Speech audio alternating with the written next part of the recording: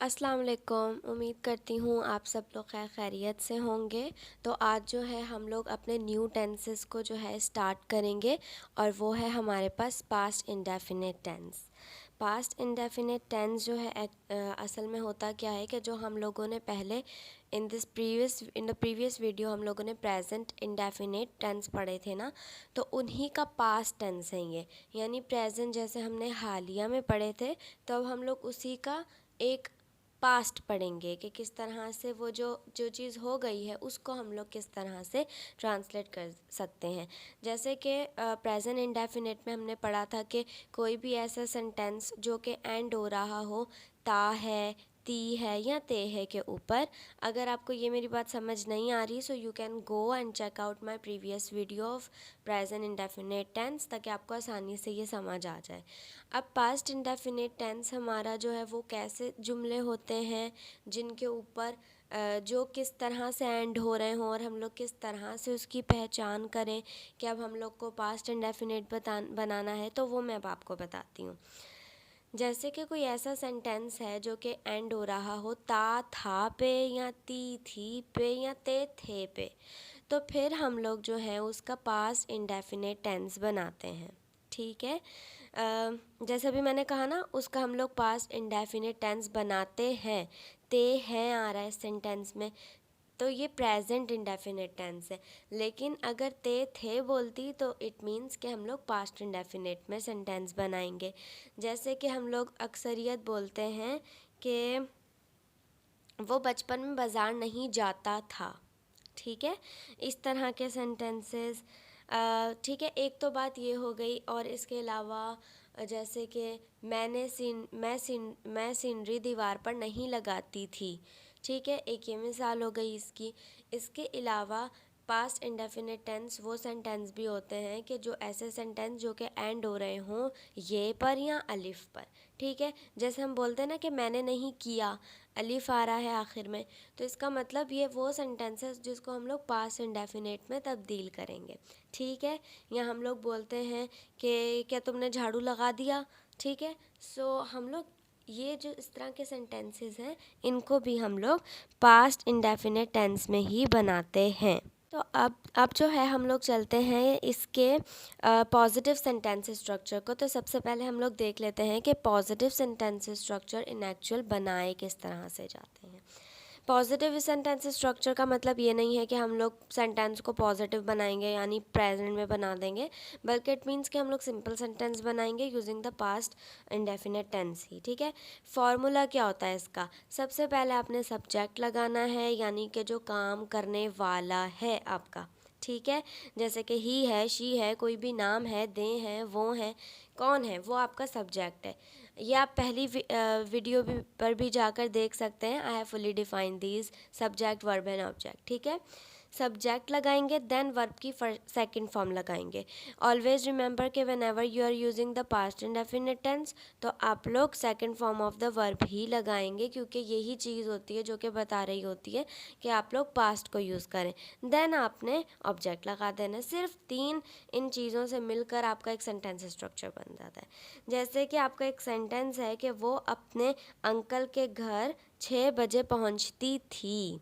ठीक है, तो अब आपने क्या करना है? आइडेंटिफाई करना है सब्जेक्ट को। सबसे पहले वो कौन है? पहुंचती थी से अंदाज़ा लगाने लड़की है। अगर वो अपने अंकल के घर 6 बजे पहुंचता था होता तो यानी लड़का होता। तो पहुंचती थी इट मीन्स कि लड़की है, तो हम शी ऑब्जेक्ट लगाएंगे। शी जब हमने ऑब्जेक्ट लगा दिया, अब हमें वर्ब ढूंढना है कि वो अपने अंकल के घर 6 बजे पहुंचती थी। तो पहुंचना इज़ वर्ब हेयर। ठीक है, पहुंच रही है ना कहीं पर, सो दैट मीन्स। अच्छा, वर्ब की भी निशानी ये होती है कि कोई ऐसा वर्ड जिसके लास्ट में ना ना ना आ रहा हो, वो हमारा वर्ब होता है। ठीक है, जैसे कि पहनना, ओढ़ना, मारना, पीटना, और सिलाई करना, और गाड़ी चलाना, पानी पीना, चाय बनाना, केक बेक करना। सो जिसमें भी ना ना आ रहा हो वही हमारा वर्ब होता है। ठीक है, पहुंचना। ठीक है, इस सेंटेंस में तो नहीं आ रहा ना, लेकिन हम लोग ना जिसमें आए एंड में वही हमारा वर्ब कहलाया जाता है। अब आपको खुद आइडेंटिफाई करना है कि जुमले में एक्शन कहाँ है। जब जो एक्शन होगा वही आपका वर्ब होगा। अब पहुंचना यहाँ पर वर्ब है तो you will apply the verb reach, लेकिन रीच की सेकंड फॉर्म शी रीच्ड, बाकी सब ऑब्जेक्ट है। अपने अंकल के घर 6 बजे पहुंचना, it's complete object. She reached her uncle's home at 6 PM। ठीक है। Another example, हमना's father beat her before her friends।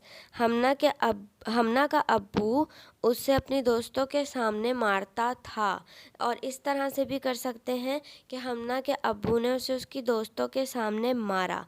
मैंने आपको बताया ना अलिफ यहाँ ये भी आ रहा हो जुमलों में तो हम लोग पास्ट इंडेफिनिट लगाते हैं। ठीक है।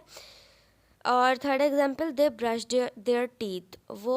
उन्होंने अपने दांत ब्रश किए या वो अपने दांत ब्रश करते थे।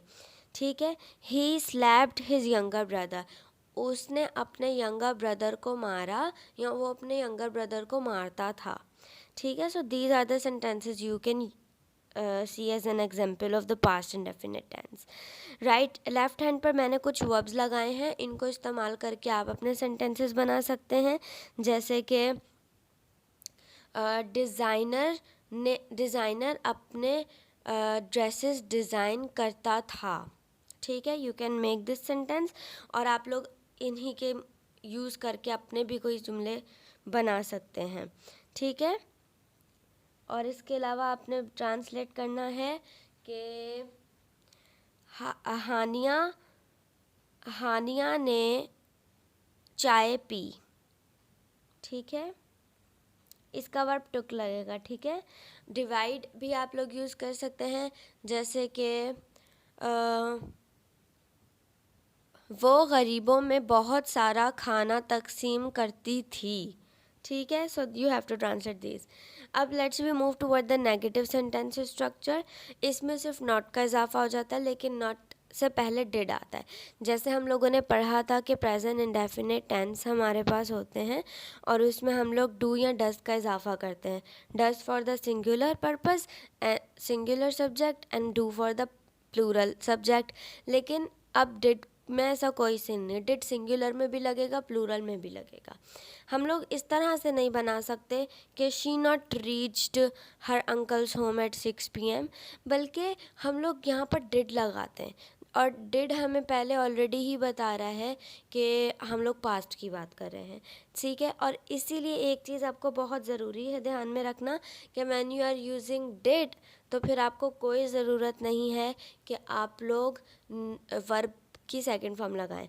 तो आप फार्मूले पे ज़रा गौर करिएगा कि फार्मूला क्या बनेगा negative sentence structure of past indefinite tense का, कि subject plus did plus not plus verb की first form plus object. You will always use the first form when you are using did in your past indefinite tense, क्योंकि did already past बता रहा है। ये बहुत गलत होता है, जहाँ पर अक्सर मैं सोशल मीडिया पे कमेंट्स में देख रही होती हूँ कि वो लोग अक्सर यूज़ कर रहे होते हैं कि she did not taught me या she did not took her tea, मतलब सेकेंड फॉर्म भी लगा रहे हो, डिड भी लगा रहे हो। So that is quite wrong in English grammar.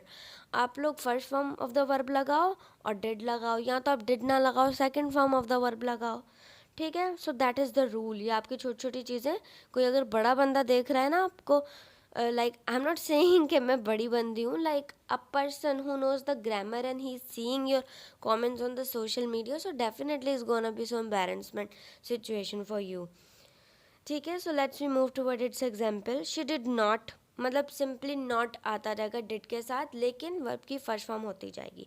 She did not reach her uncle's home at 6 PM।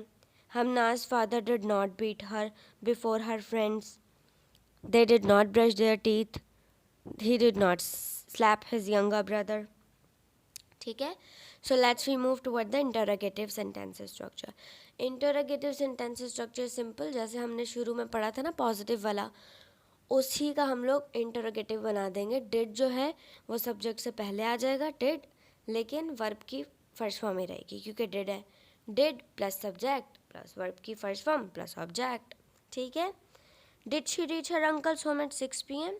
क्या वो अपने अंकल के घर 6 बजे पहुंचती थी? क्या वो अपने अंकल के घर 6 बजे पहुंची? डिड हमना's father beat her before her friends. अच्छा, बीट जो है वो फर्स्ट फॉर्म भी होती है और सेकंड फॉर्म भी, लेकिन बीट फर्स्ट फॉर्म पढ़ते हैं, but is the second form we read. ठीक है, जैसे रीड की रेड होती है ना, लेकिन स्पेलिंग सेम रहती है। So similarly the cases with it. Did they brush there teeth, क्या उन्होंने अपने ब्रश टीथ ब्रश किए, क्या वो अपने टीथ ब्रश करते थे। Did she slap his younger brother, क्या उसने अपने यंगर ब्रदर को थप्पड़ मारा, क्या वो अपने यंगर ब्रदर को थप्पड़ मारती थी।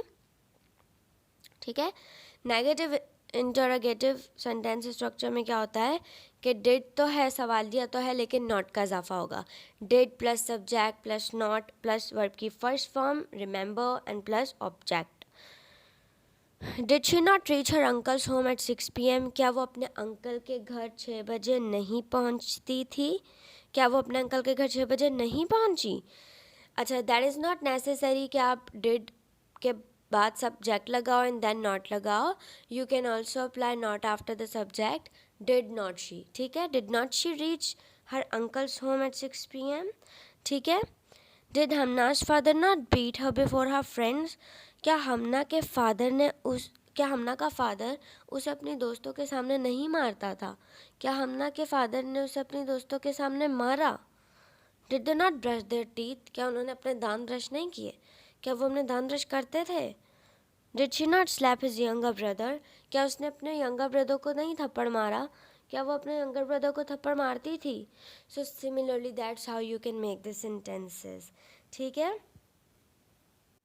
okay, so I'm gonna give you some few sentences in Urdu so that you may translate in English yourself. So the first one is, क्या वो रोज़ाना सुबह नहीं उठती थी। तुमने जूस में चीनी नहीं डाली। वो बाग में से पौधे तोड़ती थी। मैंने शॉवर सुबह लिया था। ठीक है, ओके, सो यहाँ पर लिया था मैं लगा रही हूँ, अलिफ तो आ रहा है कि मैंने सुबह शॉवर लिया, लेकिन मैं था लगा रही हूँ। So I can also use the past indefinite tense here. ठीक है, कि मैंने सुबह शॉवर लिया था। ठीक है, अब आपने इसको ट्रांसलेट करना है। यू कैन यूज़, मतलब जब भी आप पास्ट की बात करेंगे तो अलिफ के बाद भी था आ रहा हो या ये के बाद था आ रहा हो, लेकिन बात ये हो कि वो काफ़ी घंटों पहली बात हो। ठीक है, जैसे अभी अगर if it is night today, नहीं, if it is night right now, और मैंने सुबह लिया था, तो मतलब काफ़ी घंटे हो गए, काफ़ी घंटों पहले की बात हो गई है, तो मतलब पास्ट में जा चुकी है बात वो।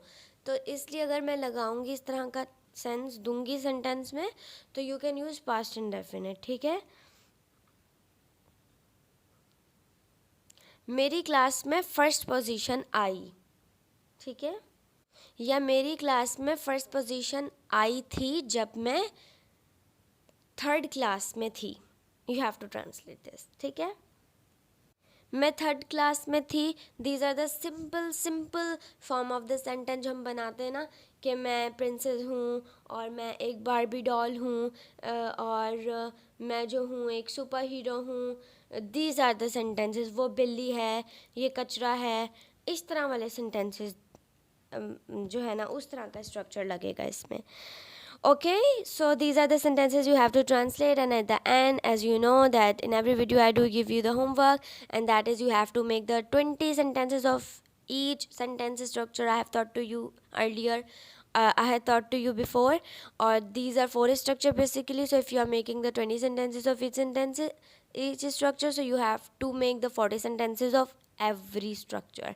Like the total will be the 40 sentences, including the 20 sentences of each structure. ठीक है,